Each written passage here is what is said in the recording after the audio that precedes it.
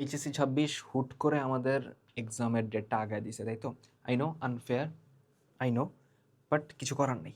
যেহেতু সিচুয়েশন হয়ে আছে এরকম, সো এইটাই ট্যাকল করা লাগবে। সো এই মোমেন্টে আমরা অ্যাকচুয়ালি যেই ভুলটা করব না বা করা উচিত না সেটা হলো এমসিকিউ প্রিপারেশনে গাফিলতি করা। সো আজকে আমরা কথা বলবো যে কিভাবে কোন পয়েন্টগুলো মাথায় রেখে আমরা এমসিকিউ প্রিপারেশন নিব, যেন এমসিকিউতে আমি 25-এ 22, 23, 24 অ্যান্ড অর মেবি 25 তুলতে পারি। সো আমি সোহানুর রহমান, যারা আমরা চিনো চিনো, যারা চিনো না আজকে চিনে নাও, হোয়াট এভার। সো আজকে আমরা কথা বলবো এইচএসসি 26 তোমরা এই লাস্ট মোমেন্টে এমসিকিউ প্রিপারেশনটা কীভাবে নিবা। সো যে কোনো সাবজেক্টই হোক না কেন, আমি যেহেতু ম্যাথ পড়াই, অফলাইনে ফিজিক্সও পড়াই, সো ওইটার হিসাবে আমি ম্যাথ ফিজিক্সের উদাহরণই দিব, বাট ওভারঅল সব কিছুর ক্ষেত্রে খাটে। প্রথম কথা, একদম প্রথমে আমরা বোর্ড এমসিকিউ সলভ করব একদম ভালো মতো, এটা বাদ দেওয়া যাবে না।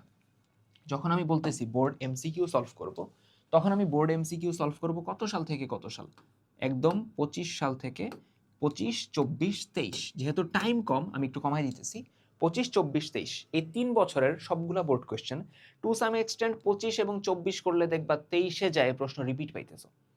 সো 25 থেকে 23 পর্যন্ত বোর্ড এমসিকিউ প্রত্যেকটা চ্যাপ্টারের করে ফেলবা, প্রত্যেকটা, সবগুলা বোর্ডের। সো করা হয়ে গেলে দেন দেখবা যে আচ্ছা আমার এমসিকিউ নিয়ে একটা কনফিডেন্স পাইছো, প্যারা হইতেছে না। এখন আসি মেইন কথায়। বোর্ড এমসিকিউ তো সলভ তোমরা সবাই করবা, বাট সলভ করার ক্ষেত্রে আমরা কি কি জিনিস মাথায় রাখবো? এমসিকিউ সলভ করার আগে ওই চ্যাপ্টারে যদি ম্যাথ অথবা ফিজিক্স অথবা কেমিস্ট্রি হয়, তাহলে এমসিকিউ সলভ করার কিছু শর্টকাট আছে, প্লাস ক্যালকুলেটর হ্যাকস আছে। আমরা ওই জিনিসপত্রগুলো আগে মাথায় রাখবো। অর্থাৎ এমসিকিউ সলভ করার আগে এমসিকিউ প্রি রিকুইজিট যেগুলো আছে, এমসিকিউ সলভ করার জন্য যে শর্টকাটগুলো, যে থিওরিগুলো লাগে, ওগুলো আগে দেখবা। ধরো তুমি আজকে ম্যাট্রিক্সের এমসিকিউ সলভ করতে বসতেছো, তাইলে যে কাজটা আমরা করব, সলভ করার আগে ওই চ্যাপ্টারের থিওরি অ্যান্ড এমসিকিউ সলভ করার জন্য যা যা শর্টকাট আছে ওগুলো আগে একটু উল্টাপাল্টা দেখবো। তুমি যার ক্লাসই করছো, যেই তোমার পড়াইছে সে পড়াইছে, এগুলো উল্টাপাল্টা দেখলা। দেন তুমি এখন সলভ করতে বসবা। কই থেকে করতে পারো? টেস্ট পেপার থেকে করতে পারো, অথবা কেতাবুদ্দিন স্যার বা যেই ম্যাথ বই তোমার কাছে থাকে, যদি ম্যাথের উদাহরণ দিই, বইয়ের লাস্টে দেখবে এমসিকিউ আছে। ফিজিক্স বইয়ের লাস্টে এমসিকিউ দেওয়া আছে, ওগুলা করলেও হয়। বায়োলজি কেমিস্ট্রিতে থাকে কিনা আমি আসলে ভুলে গেছি, ঠিক আছে? সো যদি না থাকে, টেস্ট পেপারে এমসিকিউ আছে, টেস্ট পেপার থেকে সলভ করলা। প্রতি চ্যাপ্টারে 100, 150-র মতো করলেই হয়ে যেতেছে। ওই 25 থেকে 23 পর্যন্ত করলে 150, 200-এর মতোই থাকে। আরেকটা কথা, যেই চ্যাপ্টারগুলো শর্ট সিলেবাসে ছিল না এতদিন, ওগুলা তো 25, 24, 23-এ প্রশ্ন মানে পরীক্ষাই হয় নাই। সো ওইগুলোর ক্ষেত্রে তুমি করবা কি, 18 থেকে 16 পর্যন্ত সলভ করবা। 2018, 17 এবং 16 সালের কোয়েশ্চেন সলভ করবা। ও হ্যাঁ, 19-এর কোয়েশ্চেন, সরি একটু ভুল বলছি। 19, 18, 17, সরি, 19, 18, 17 সলভ করবা। সো যেটা বলতেছিলাম, শর্টকাটগুলো দেখলা তুমি। শর্টকাট দেখার পর আমাদের যেই জিনিসটা ভুল হয় সেটা হলো টাইম ম্যানেজমেন্ট। আমরা যখন এমসিকিউ সলভ করতে বসি বাসায়, আমরা একদম এক নাগাড়ে সলভ করতে থাকি। আমাদের মাথায় টাইমের আর্জেন্সি, টাইম শেষ হয়ে যাইতেছে। কারণ 25টা এমসিকিউ 25 মিনিটে, ওই যে টাইমের যে আর্জেন্সিটা, ওটা আমাদের মাথায় থাকে না বাসায়। অ্যান্ড ওটা আমরা প্রথম ফেস করি হলে যায়, তখন অনেক দেরি হয়ে যায়। তখন দেখা যায় যে তুমি 25টা টাচই করতে পারো না, 25টা এমসিকিউ টাচই করতে পারো না, তার আগে বেল দিয়ে দিছে। সো এখন এইটা মিটাইতে আমরা কি করব? স্টিমুলেশন ক্রিয়েট করব।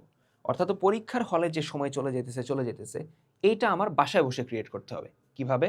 ধরো তুমি আজকে কেতাবুদ্দিন স্যারের বইয়ের ম্যাট্রিক্সের এমসিকিউ সলভ করতে নিছো, দেন তুমি দেখলা যে এখানে 200 এমসিকিউ আছে। প্রত্যেক এমসিকিউতে 1 মিনিট ধরে, বেটার হয় যদি আরো কমাও, 50 সেকেন্ড ধরে টাইমার লাগাবা। যদি 1 মিনিটও ধরি, 1 মিনিট ধরলে 200 মিনিট। সো আমি ফোনে বা ঘড়িতে যাই বলো না কেন, টাইমার লাগাবো 200 মিনিটের। বলতে পারো ভাই আমি তো 200টা একসাথে করতে চাইতেছি না। ওকে, 100টা করবা তো 100 মিনিটে টাইমার লাগাও। টাইমারটা লাগায় দেন স্টার্ট করো, দেন সলভ করো। সলভও করবা, মাথায় আর্জেন্সি থাকবে, এই সময় চলে যেতেছে। সো ওই যে সময় চলে যেতেছে, এই জিনিসটা তুমি হলে যাওয়ার আগে বাসায় বসে ফিল করতেছো। অ্যান্ড সবচেয়ে বেস্ট উপায় হলো এক্সাম দেওয়া। আমাদের কিউজিতে এক্সাম দিতে পারো, কিউজিতে এক্সাম ব্যাচ আছে, অথবা তুমি অফলাইনে এক্সাম দিতে পারো। অফলাইনে যে কোনো জায়গায় ব্যাচে এক্সাম নিলে, যে কোনো অফলাইন ইনস্টিটিউশন যদি তোমার এক্সাম নেয়, অবভিয়াসলি নিতে পারো। লাস্ট টাইমে অনেক জায়গায় দেখা যায় যে অফলাইন এক্সাম নিতেছে, ওটাও দিতে পারো। ঠিক আছে, তুমি যদি বাসায় কারো কাছে টিউশন পড়ো, তারে বলবা যে ভাই এক্সাম নেন আমার। যত বেশি এক্সাম দিতে পারো, যত বেশি স্টিমুলেশনটা ক্রিয়েট করানো যায়, ঠিক আছে? সো এইগুলো যদি মেনটেন করতে পারো না, এগুলো এই টাইম ম্যানেজমেন্টের টাইমারের ব্যাপারটা কিন্তু আমি নিজে করতাম অ্যাডমিশনের টাইমে।